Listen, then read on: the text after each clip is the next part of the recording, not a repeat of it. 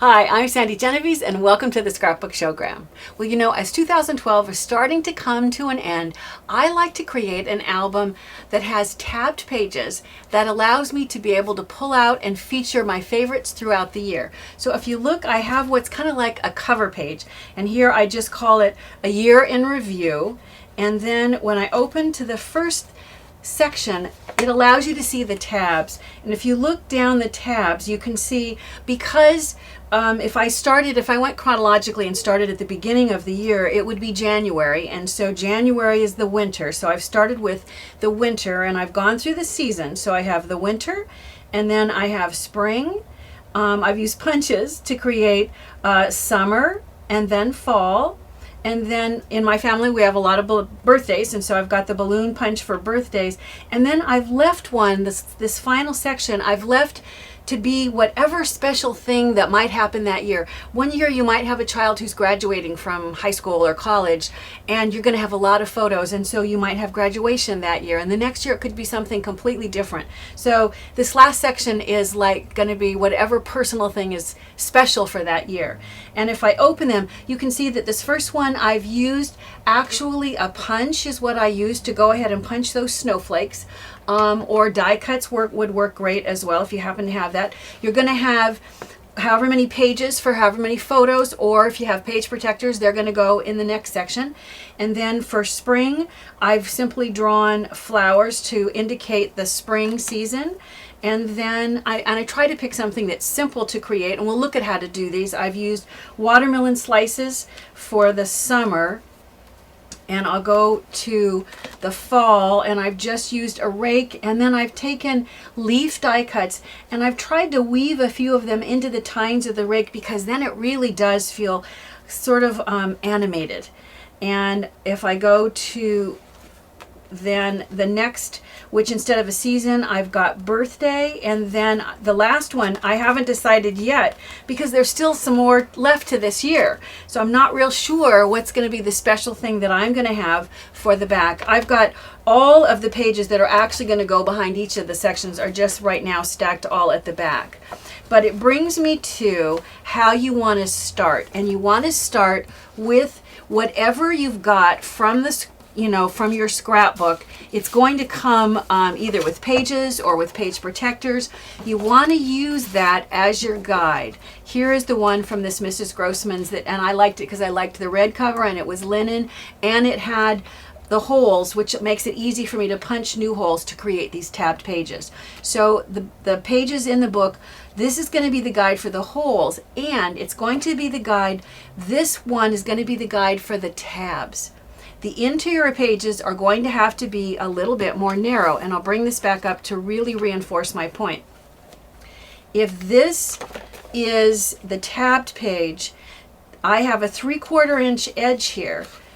Otherwise, if this was the same width, you wouldn't be able to see all these other tabs. So these pages have to come in 3/4 of an inch in order to be concealed behind and let all the tabs show on the scrapbook. So start with whatever comes in the book, and you're going to need to make your tabbed pages. Now, if you just made the tab pages longer, that's okay, as long as when the book is closed, those tab pages aren't going to peek out. So start with what comes in the book and use it as your guide in order to create them.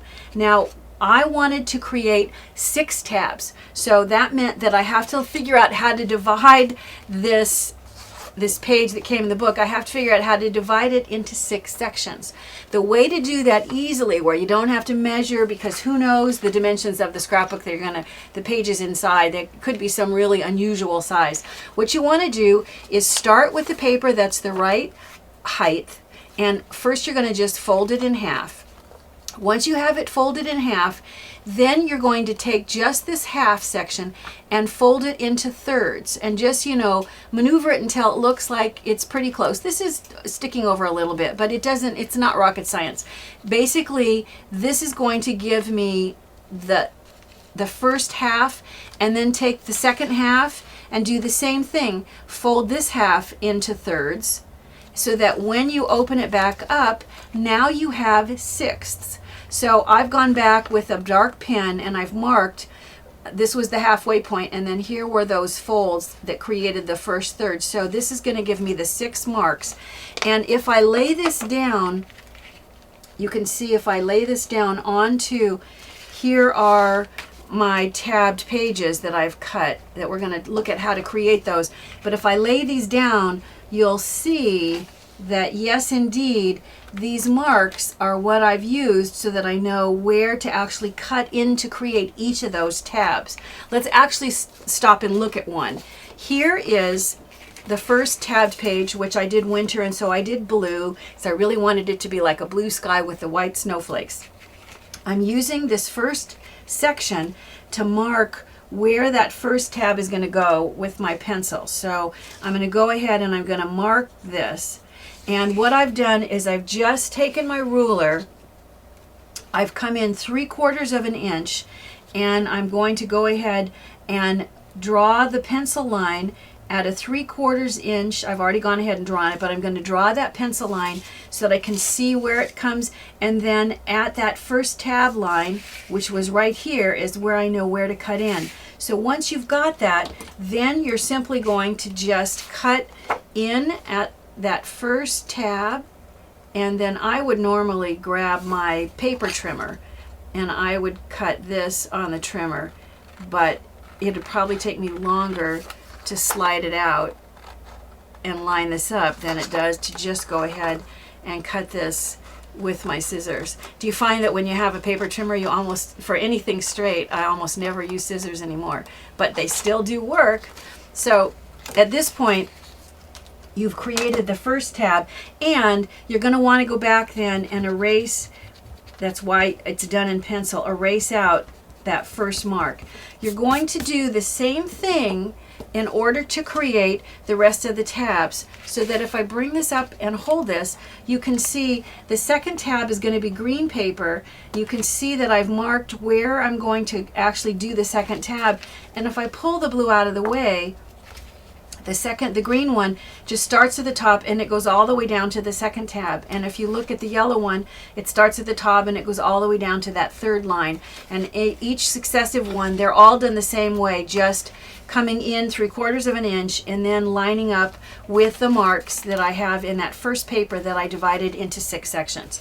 So once you have all of those tabs created, and then you've also gone ahead and using the page from the book, you've gone ahead and you've punched the holes. Now it's time to look at decorating those tab pages. The fun really starts to begin. So in order to do that, I started first off, and I'm going to take some copy paper here, and I will just use my punch to go ahead and punch out the snowflakes. So I'm going to just punch, and I've got, I'm going to need several. I'm not going to stop and do them all.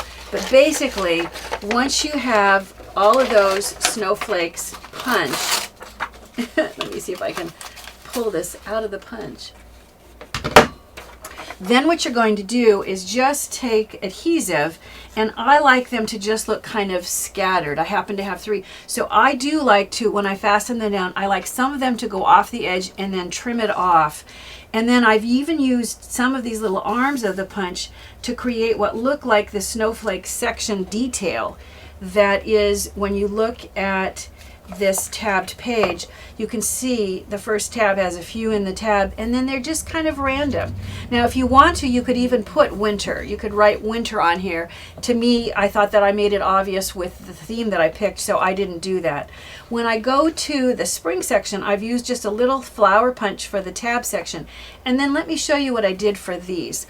What I did was I just hand drew a daisy, and I usually work with tracing paper because I keep a whole patterned book with sleeves, and I keep all the patterns inside because I'll reuse them for other projects. And this is very thin, and if I want to make a change, it's easy to do when it's tracing paper. I went ahead and I put this through the copy machine in order to get this what's going to be my pattern. Now to create this, I would normally just cut around this and use this as a guide in order to cut my daisies. Because the daisies are going to be white, all I really have to do is just fold it over. And if I folded it a few times, I could actually cut more than one daisy at once. I'm going to go ahead just to get all of this other stuff out of the way and show you.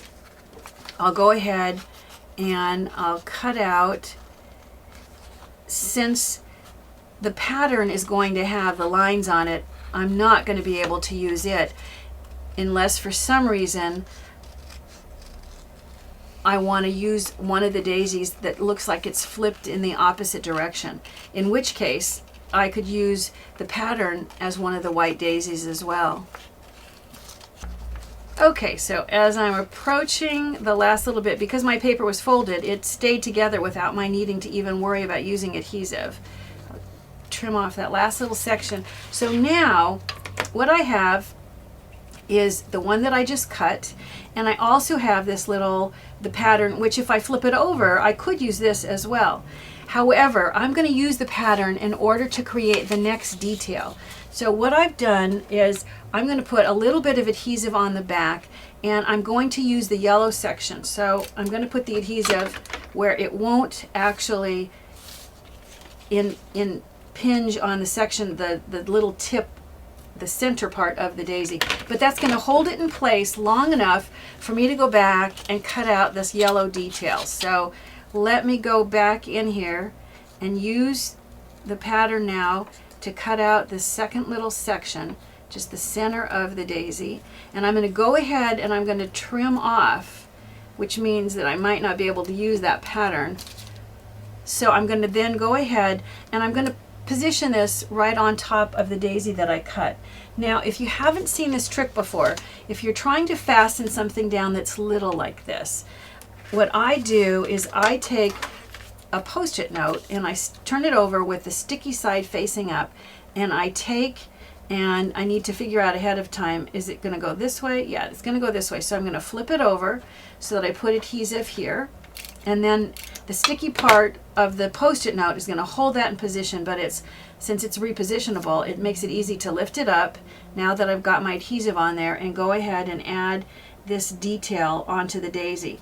It also adds a nice touch to go back and add a little bit of shading. So I'm going to take a marker, and I have a few different shades of yellow. I'm not sure which one is going to give me shading that is the subtlety that I want. So I'm going to use this. I can see already this is plenty dark. I don't want to go with the darker one. I'll stick with, if I put the cap on this, you can see the difference between, I'm going to go with the lighter one. And I'll go ahead and then I'll just add just a little bit of shading to this yellow section, which really starts to pop and give it a little more dimensionality. I'll bring up this finish so you can see I've created the shaded element that we just did. I've gone ahead then and I've just, on the paper trimmer, I've cut these strips out in order to create the stems. You can see that I've done the centers of the daisy in different colors and then just hand cut out of pattern paper the leaves. Now when I go to the watermelon, this just almost could not be simpler. You start with a piece of paper, and on the straight edge you're going to cut what feels like a half circle, but let yourself go a little crazy and get a little wonky with how you cut that circle, because it will look more like a watermelon slice. Then you're going to take the red, lay it down on a piece of green, and cut with the scissors a little bit of a wider edge. It'll be sitting on the red, so you can see, and cut a little bit wider, and then lay it on top of the pattern paper and go ahead and trim and cut a little wider still, and then go back with a black pen and just add in the watermelon seeds. It's a real simple thing to be able to add the watermelon. When it came to doing the rake and the leaves are just simply die cuts, and I cut them out of two colors and then sliced them in half in order to create that variegation in the leaf color. And if I bring up the pattern, you can see I did the exact same thing. I didn't even worry about cleaning it up. And if it seems like it'd be complicated, first of all, you can pick a different theme for fall. You don't have to do a rake with leaves, but notice it's really just kind of a triangle with a strip for the handle, and then these are just arcing out where I put a bend, and the bend line goes until I get somewhere in this area, and it's gone straight, and now I'm bending the other direction. If you try it, you'll be surprised. It really isn't a difficult thing. I've gone ahead and I've done the same thing. I've run it, I've made a photocopy of it, and I'm going to then go ahead and attach this onto a piece of white paper, which will allow me to then cut out the rake out of white. And then I've gone back and I've used the same pattern to cut out of the chocolate brown these other details, and then woven the leaves inside. The final one that I wanted to share with you, the birthday, what I did is I took, this was a sticker line that I created for Mrs. Grossman's. Any sticker that happens to be a design that you like, you can use this. I then put it into the photocopy machine and I enlarged it, and when it became a size that I liked, I marked down, I enlarged it at 175% is what gave me this dimension, and at this size it ended up being the size I wanted. So using this, I'll bring this up so you can see, as a pattern, I've gone ahead and then cut it out of pattern paper. I've used the pattern to cut this section out separately, just like I did the tip of the daisy. I've added some adhesive already to this element that allows me to be able to go back and position this so that I can create that detail. And then I'm going to simply go back and create the little starbursts. The tip, this section here, because I use black and white, I can actually just cut this pattern out and fasten this over the top. And then I'll pull this back up so you can see. You can see that I've added the black and white section. I've just gone ahead and I've hand cut the little sections and layered a couple of layers and used a little bit of the foam adhesive to add some dimension there. And then on the same sheet, there were also, you know, the second style of embellishment that was just enlarged as well. This detail I just added with a marking pen that was just the deeper shade of purple to make that work. So adding all of these tabbed pages, now it's just a simple question of going back in and selecting your favorite photos. That might be the hardest part, is picking which are going to be the photos you're going to add for each season. You know, as 2012, it's starting to wind down. It's fun to create a scrapbook with tab pages that let you feature your favorite photos from each season and even those special occasions.